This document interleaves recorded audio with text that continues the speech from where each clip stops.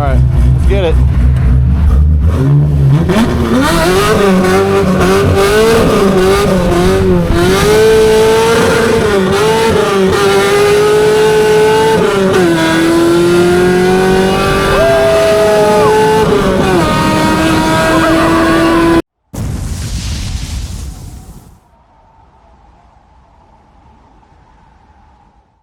What's going on, guys? Welcome back to the Rugrat C6 YouTube channel. Today we're going to be going over why the C6 Corvette makes the best EXO car. And I'm going to explain why and why I think so. And granted, I'm a little biased because I have my own. But yeah, we're going to go over the details and why I think that and why it's just probably the most capable platform out there to go EXO car. If you don't know what an EXO car is, basically you strip a car down to its frame. It's like this, and then you add an exoskeleton cage to it. These are all obviously aftermarket. This is 1.5 inch chromoly tubing, and granted it adds a little bit of weight to the car, but structurally it is extremely stiff and very, very strong. And if it was any kind of like wreck, granted, I don't ever want that to happen, but if it wasn't kind of a wreck, the cage would protect a lot better than, like, let's say body panels and all that kind of stuff. So yeah, let's get right into it.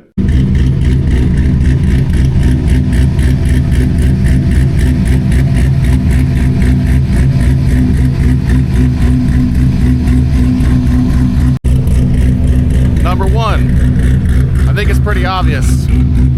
Corvettes, goated.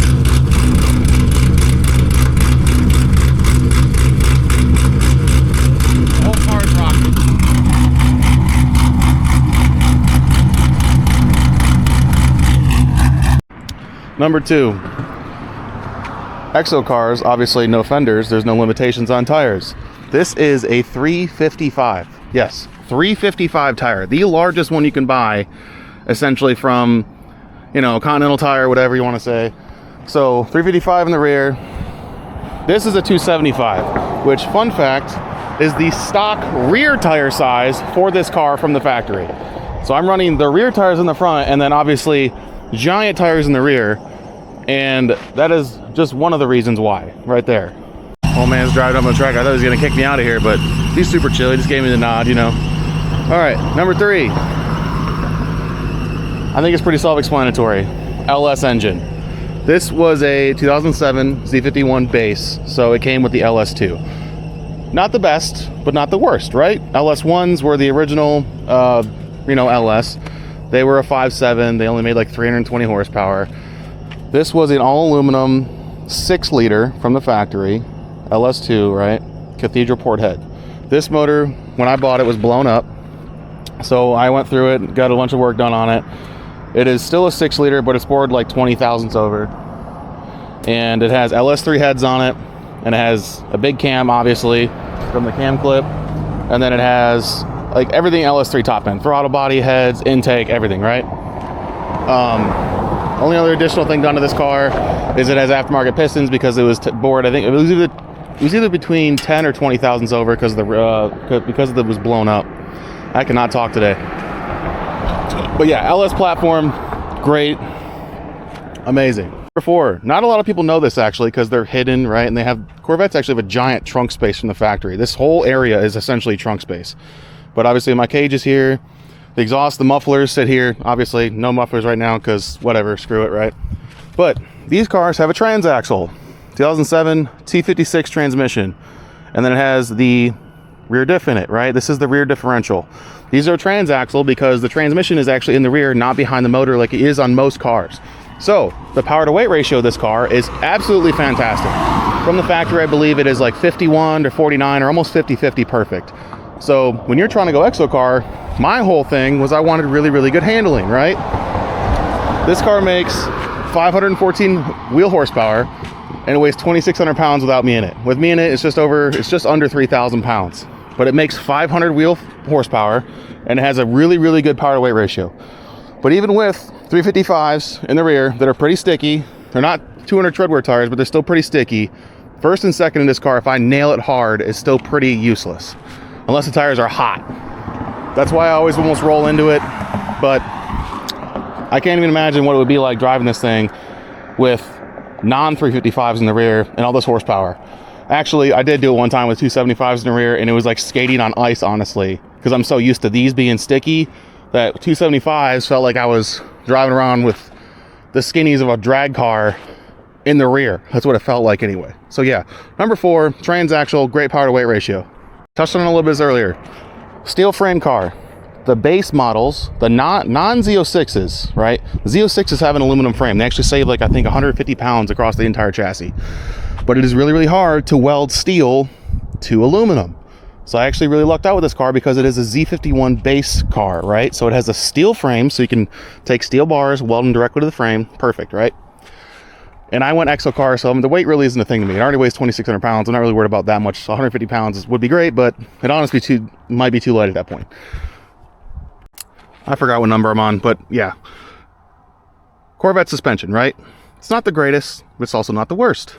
These have a shock, right? Like any other car. But you can see right here, there is a leaf spring. Corvettes are notorious for this. They have a front and rear leaf spring. I don't know the geometry behind it. I don't know how they get it to work so well, but it works great. I've had this car keep up with cars that have $10,000 suspensions in them. And granted, that might be mostly driving, who knows. But great suspension from the factory, especially the Z51 cars. Z51 cars have the better suspension, better brakes. They also have a engine oil cooler and transmission cooler inside of the radiator behind the fan. So my fan runs off the Holley. It's all set up in inputs and outputs, whatever you want to call it. Right? It all does itself. But so my transmission cooling and my oil cooling for my engine all run off of the actual cooling of the engine. So it actually all stays pretty cool. It's great. Front leaf spring, rear leaf spring. They also have sway bars from the factory. Great. These cars from the factory out of the box are fantastic. And when you decide to go EXO car with these, not only is your chassis stiffer, right? Not only does it look cool, not only is it just a better car all around, it is an absolute animal. Cornering, I mean, it's not the fastest in a straight line because it's still NA, but I didn't build it for that. I built this car to have a lot of fun, built it on a budget, and I built it to have the absolute most fun on the littlest budget, essentially. And it does exactly that. This car is fast as hell, it runs great, and it is extremely nimble. I cannot wait to get suspension on this car, like coilovers. And granted, the factory suspension is good, but you can always be better. Coilovers on these cars make them even better, which is crazy. I think it's mostly to do with weight ratios, right? Good frame, good chassis, rear transmission, rear, obviously diffs are all in the rear, but rear mount transmission, it's just a win. These cars are absolutely fantastic. You should do an EXO car with one of these, 100%.